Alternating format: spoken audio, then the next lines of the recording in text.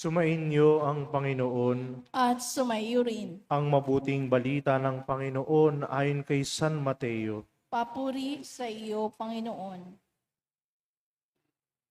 Noong panahong iyon, tinipon ni Jesus ang 12 alagad at binigyan ng kapangyarihang magpalayas ng masasamang espiritu at magpagaling ng mga may karamdaman. Ito ang pangalan ng 12 apostol: si Simon na tinatawag na Pedro at si Andres na kanyang kapatid, sina Santiago at Juan na mga anak ni Zebedeo, sina Felipe at Bartolome, si Tomas at si Mateo na publikano, si Santiago na anak ni Alfeo at si Tadeo, si Simong Makabayan at si Judas Iscariote, ang nagkanulo kay Jesus. Ang 12 ito'y sinugo ni Jesus at kanyang pinagbilinan. Huwag kayong pupunta sa lugar ng mga Hentil o sa alinman bayan ng mga Samaritano. Sa halip ay hanapin ninyo ang mga nawawalang tupa ng sambahayan ng Israel. Humayo kayo at ipangaral ninyo na malapit nang maghari ang Diyos. Mga kapatid, ang mabuting balita ng Panginoon. Pinupuri ka namin, Panginoong Hesukristo. Umupo ang lahat at Magandang makinig sa gabi po sa inyong lahat. Ayan, ang dami po naka-green. May naka-green, ayan po sa harapan. Pakibati po pala ng magandang gabi inyong mga katabi. Magandang gabi. At nagpapasalamat po tayo sa Diyos dahil tayo po ay kanyang pinagtinipon ngayong gabi dito sa ating parokya para magpasalamat sa biyaya ng inyong kapistahan. Tama po, no? At nakakailang araw na po tayo. Ay, pangalawa pa lang ba? Pangalawang araw pa lang pala. Nagsisimula pa lang pala. Kaya sana po no, makompleto ninyo yung nobinaryo na bago po magkapistahan, di ba? May paniniwala po kasi tayo, di ba? Na kapag ka nakompleto daw, ano daw nangyayari? Natutupad daw yung wish, no? Yan. Kaya sana po makompleto po ninyo sa mga susunod na araw. Meron po tayong kasabihan. Ang sabi po, God does not call the qualified. He qualifies the called. Hindi tinatawag ng Diyos ang mga handa na, inihahanda niya ang mga tinatawag niya. At totoo po ito sa ating nadinig na ebanghelyo ngayong gabi. Tinawag ni Jesus ang 12 apostol at sila po'y isinugo niya upang ipahayag ang isang mabuting balita, yung bit-bit nilang mensahe, at ano po iyon, na malapit na maghari ang Diyos. Malapit na ang kaharian ng langit. Mapapaisip tayo, sino ba itong mga tinawag ni Jesus? At kung mapapansin po natin, yung mga taong pinili ni Jesus, hindi naman sila yung mga inaasahan natin, no? Kung ganitong trabaho o kung ganitong misyon ang ibibili ni Jesus, hindi ba dapat ang iniisip natin yung mga magagaling, yung mga perpekto, yung mga matatalino, mga mahuhusay, mga may impluensya? Pero kung mapapansin po ninyo, hindi sila yung mga pari sa templo, hindi sila mga dalubhasa pagdating sa kasulatan, at hindi rin sila maimpluwensya, mga makapangyarihan. Sila po ay mga ordinaryong tao na kagaya natin. At karamihan sa kanila ay mga simpleng mga mangingisda. Si Mateo po halimbawa ay isang maniningil ng buwis na noong panahon ni Jesus ay kinamumuhian ng marami dahil sila po ay nagtatrabaho sa pamahalaang Romano. Si Simon naman ay isang zilot o makabayan. Isa po siyang makabayan na may matinding pagtutol sa pamahalaang Romano. Sa madaling salita po, iba-iba sila ng ugali, iba-iba ng pinagmulan at maging mga pananaw sa buhay. Hindi po ba parang eksena ito kapag nagsisimula ang Pinoy Big Brother? Hindi ba? Iba-ibang personalidad, iba't ibang pinanggalingan, kaya madalas nagka-clash sila, di ba? Kadalas may mga isyung nangyayari. Pero ibahin natin yung pagtawag ni Jesus sa 12. Kung ngayon po ito nangyari, para silang mga magkakasalungat, no? Pagdating sa paniniwala, pagdating sa prinsipyo, baka nga sabihin pa ng iba, hindi uubra yung grupong ito, hindi sila magkakasundo at hindi sila magtatagal, magkakawatak-watak din sila. Ngunit, balikan natin ang pagtawag ni Jesus, iba ang pamamaraan ng Diyos. Hindi sila pinag-isa ng iisang personalidad. Hindi sila po nagkakaisa dahil sa iisang opinyon o sa iisang pinagmulan. Ano po ang nagbubuklod sa kanila? Ang nagbubuklod sa kanila ay walang iba kundi si Jesus. Ang pagmamahal nila kay Jesus ang naging mas mahalaga kaysa sa lahat ng kanilang pagkakaiba. Ang prioridad nila ay ang kanilang pag-ibig sa Diyos. Hindi po ba ganito rin ang itsura ng ating simbahan? Ganito rin po ang larawan ng ating parokya. Yung parokya natin dito. Hindi tayo pare-pareho, magkakaiba tayo ng pinagmulan, ng katayuan sa buhay, ng karanasan, ng pananaw, magkakaiba tayo ng prinsipyong pinaniniwalaan, magkakaiba tayo ng politikang sinasandalan. Pero tayo nagkakaisa sa panalangin at nagpapasalamat sa Diyos sa biyaya po ng ating komunidad.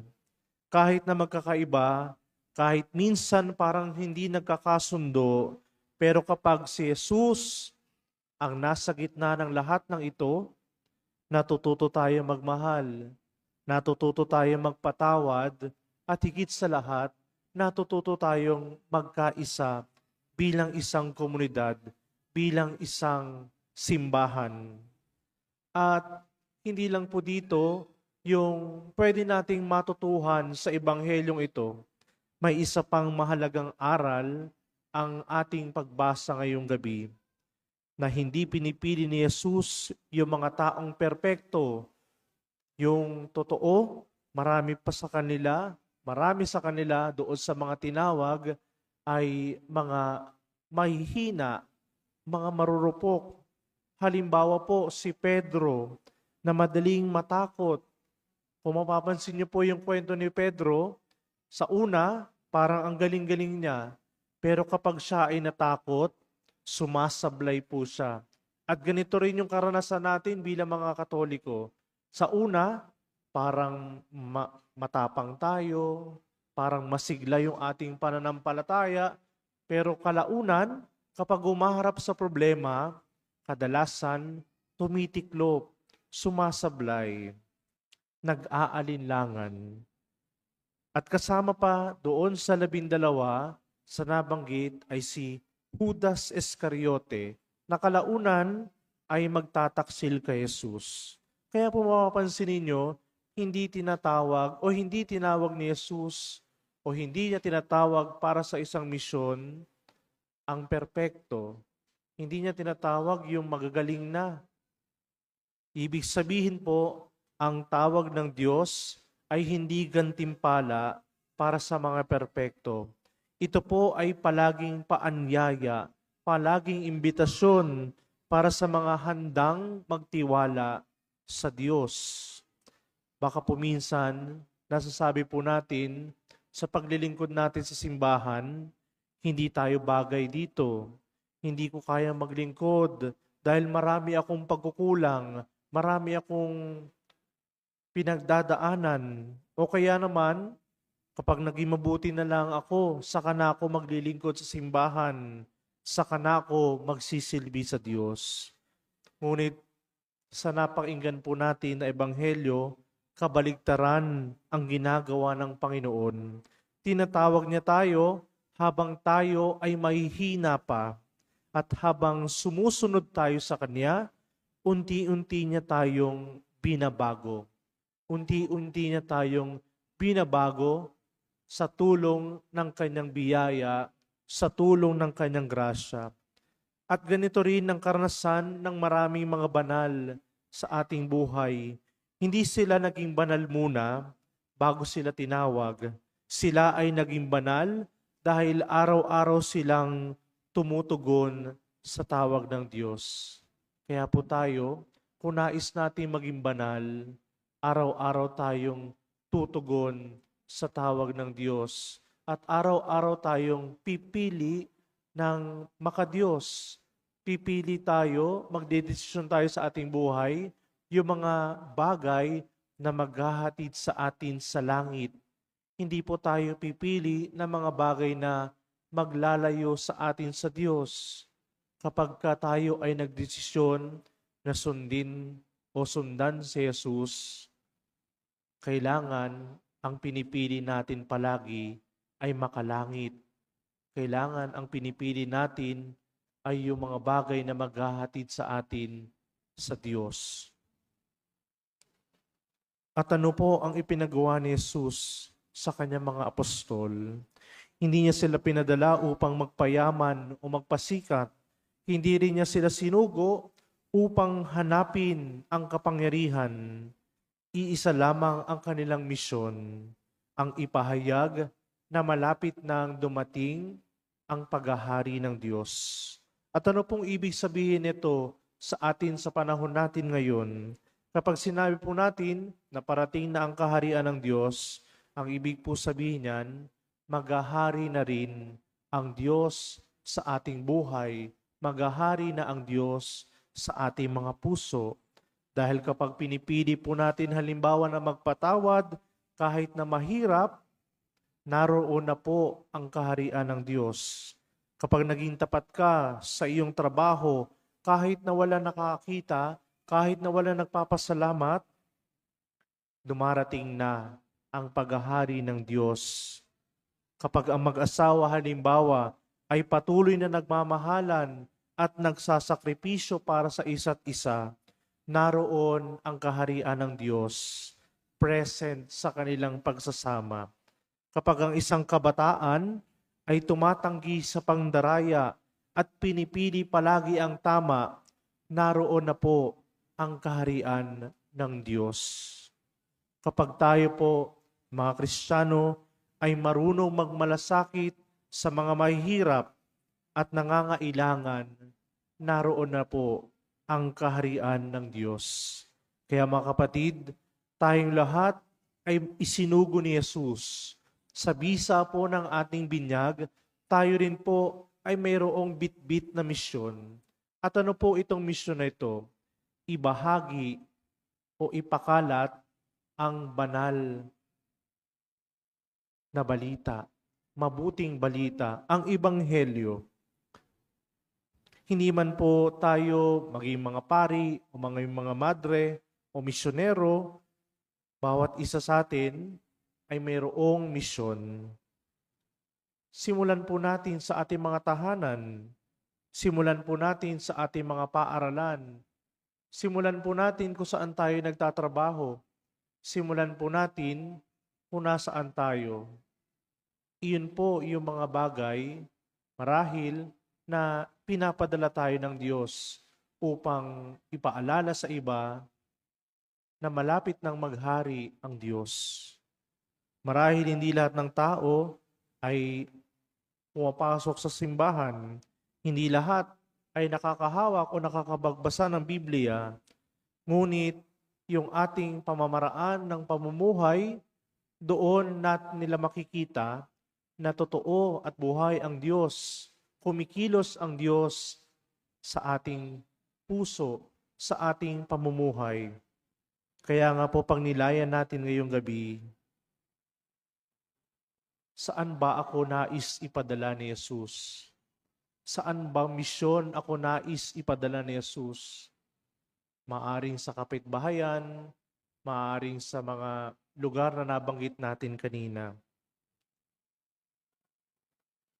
Sa pagtatapos po, sa pagpapatuloy po ng ating pagdiriwang, hilingin po natin sa Panginoon sa Eukaristiyang ito na bigyan tayo ng tapang na tumugon sa kanyang tawag. Naway maging tapat tayo mga alagad, naway maging tapat tayo mga misyonero upang sa ating mga salita at higit sa lahat sa ating pamumuhay, maranasan ng iba na malapit na nga ang kaharian ng langit, na malapit na nga ang kaharian ng Diyos, sapagkat si Jesus ay namumuhay sa ating mga puso. Amen.